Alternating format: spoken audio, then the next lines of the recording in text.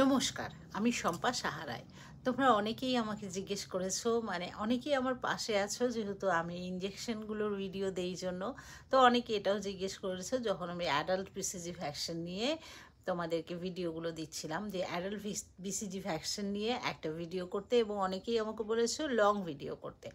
দেখো, আমরা যখন যে জায়গাটায় থাকি, যেখান থেকে আমি রুরাল এরিয়াতে জব করি, তো সেখানে যখন আমি এই ভিডিওগুলো করি তখন খুব ব্যস্ততার মধ্যে থাকি। আর একজনকে ইঞ্জেকশন দেওয়া মানে কিন্তু অনেক বড় দায়িত্ব।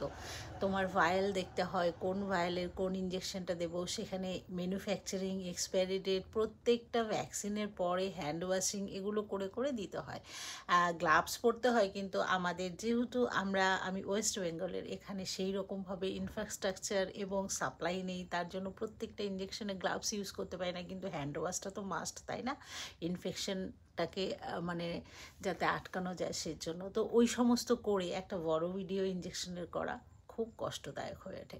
তবে অনেকেই আমাকে অ্যাডাল্ট বিসিজি নিয়ে জিজ্ঞেস করেছিলে, তো সময়ের অভাবে আমি সেগুলো করতে পারিনি।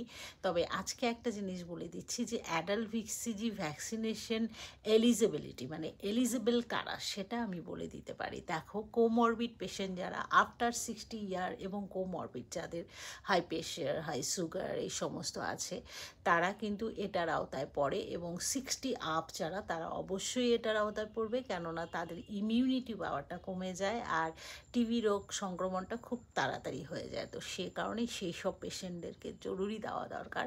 তার পাশাপাশি যারা টিবি পেশেন্ট 1 বছর হয়ে গেছে, ওষুধ খেয়েছে, তাদেরকে দেওয়া যায়। এবং টিবি কন্ট্যাক্ট পারসন, অর্থাৎ তোমার বাড়িতে যদি কারো টিবি হয়ে থাকে, তাহলে কিন্তু তোমার বাড়ির 18 ঊর্ধ্ব প্রত্যেকেই পাবে। আর এই ভ্যাকসিনটা, যেটা অ্যাডাল্ট বিসিজি, সেটা কিন্তু মানে 18 আপ হতেই হবে, 18 অ্যাবাভ হতেই হবে। কেননা আমরা যে ছোটোবেলায় দিয়ে দিই যেটা বার্থ ডোজ, সেটা দেওয়ার পরে 18 বছর অবধি এটা ইমিউনিটিটা থাকে। তারপরে কিন্তু আমাদেরকে আবার এটা মানে আবার দিতে হয়। তো সেই কারণেই 18 ঊর্ধ্ব হতে হবে। তোমাদের বাড়িতে যদি কোনো টিবি পেশেন্ট থাকে, এবং তোমার বাড়িতে যতজন 18 ঊর্ধ্ব আছে কন্ট্যাক্টে, তারা কিন্তু প্রত্যেকেই এই ভ্যাকসিনটা পাবে। আরও বিস্তারিতভাবে বলবো, কিন্তু বেশি বলতে গেলে কিন্তু ভিডিওটা লং হয়ে যাবে, তোমাদেরও ধৈর্য থাকবে না। তা আরও বিস্তারিতভাবে সুন্দর করে কত এমএল কীভাবে দিতে হয়, কি সাইড এফেক্ট আছে, এবং কিছু যদি প্রতিক্রিয়া হয়ে যায় তারপরে কি করতে হবে, সমস্তটাই আমি এখন আস্তে আস্তে তোমাদেরকে দেওয়ার চেষ্টা করব। তোমরা আমার পাশে এইভাবে আছো জন্য তোমাদেরকে অনেক অনেক ধন্যবাদ।